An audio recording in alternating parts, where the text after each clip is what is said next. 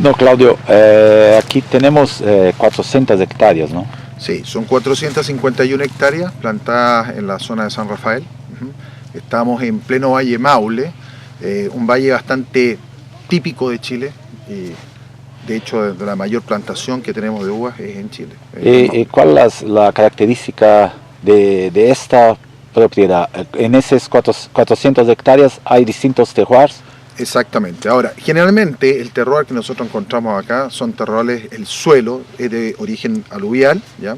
Está ubicado entre dos ríos. El río obviamente se origina de los aluvios del río Claro y del río Maule, ¿ya? Por tener una topografía totalmente distinta, efectivamente podemos encontrar diferentes tipos de suelo dado a los diferentes sedimentos, ¿ya? De suelos no muy largos, son suelos bastante más cortos, yo diría, de 80 centímetros, de una mezcla que es franco-arcillosa, ¿ya? Pero que esa mezcla en el fondo del suelo hace bastante bien a los viñedos, ya que nosotros podemos controlar el vigor de los viñedos. En cuanto al clima, nosotros tenemos un clima mediterráneo en el fondo, con estaciones muy delimitadas, ¿ya? En los veranos bastante caluroso y las lluvias concentradas en invierno. Ahora, lo bueno de este valle en el fondo, que si bien tenemos un clima mediterráneo, la verdad que es un poquito más frío, dado a la cercanía que también tenemos a los ríos, lo cual podemos controlar, obviamente, nuestra intensidad de fruta, o lo que podemos encontrar en la uva. Y ese tema de terroirs distintos aquí, ¿cuáles son las variedades que crees que son mejores en Maule y también en esta propiedad? Bueno, podemos distinguir dos zonas dentro de esta misma propiedad, una zona bastante más fría que la otra, en la cual podemos concentrar algunas cepas blancas, particularmente como Sauvignon y Chardonnay, ¿ya?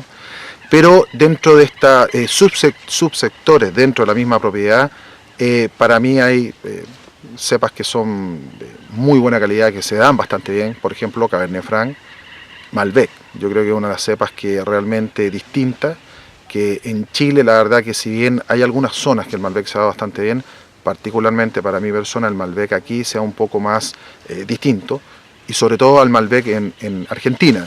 Nosotros tenemos Malbec en Argentina de vino bastante goloso, de mucho cuerpo, bastante fruta. Yo diría que los Malbec acá son un poquito menos de cuerpo, pero muy frutoso, yo diría bastante más elegante, ¿ya?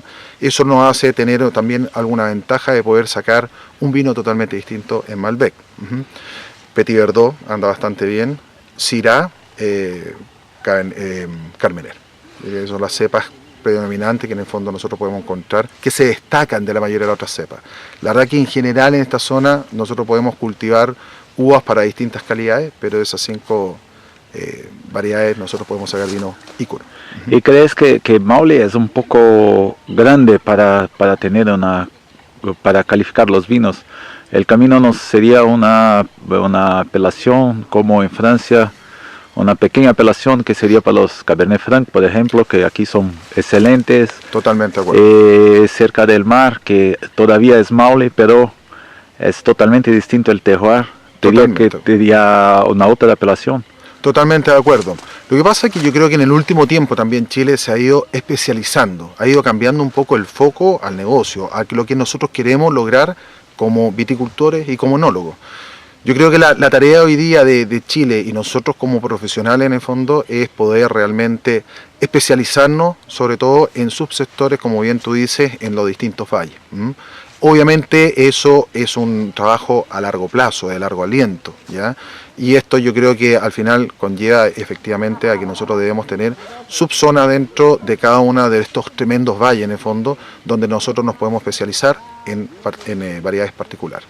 Aquí, por ejemplo, estamos con una Carmener, ¿no? Sí, nosotros estamos presencia de uva Carmener. Bueno, Carmener acá en Chile, de hecho, un poco conoce la historia, antiguamente era confundido con la variedad Merlot, ya hace ya más de, en el año más o menos cerca de los 90, en el fondo un ampelógrafo francés, haciendo un estudio en la zona del Maipo, se dio cuenta que en el fondo lo que nosotros teníamos, o parte de las uvas que nosotros encontramos en la uva Merlot, eran Carmener. Era Merlot temprana y Merlot tardía. Y Merlot tardía, efectivamente. Y eso nos hacía, la verdad, que obviamente tener vino de de una calidad totalmente distinta, dado que la fecha de cosecha de uno u de otra uva son totalmente distintas. Sí, sí. Merlot lo cosechamos en marzo, o mediado de marzo, final de marzo, y Carmener a final de mayo, perdón, a mediado de mayo, final de abril. Ahora, uno ve esta uva, es un viñedo bastante equilibrado. Nosotros acá son los promedios en el fondo que nosotros tenemos de rendimiento en esta uva. Acá hablamos, dependiendo de las calidades, desde 5, 7 hasta 10 toneladas por hectárea, ¿ya? Ahora, importante es la calidad de la fruta, el tamaño de la fruta, bastante sano, con un tamaño de grano equilibrado para lo que nosotros queremos lograr, ¿ya? Que no son muy grandes ni muy pequeños, lo cual nos da rendimiento, pero también podemos traspasar desde lo ollejo los sabores y los aromas que nosotros requeremos al vino. Obviamente con este boom del Carmener, que obviamente se descubrió que había más Carmener que Merlot, hubo un boom obviamente de poder plantar en distintas zonas. Pero a pasar el tiempo, en el fondo creo que nos hemos ido aprendiendo de nuestros errores, y la verdad que lo mismo, como te comentaba, ya la gente o los viticultores se han dado cuenta de que el Carmener no anda bien en toda la zona. Es una uva no muy fácil de madurar, dan vinos, si está en una zona no apropiada, dan vinos bastante verdes, bastante difícil de tomar.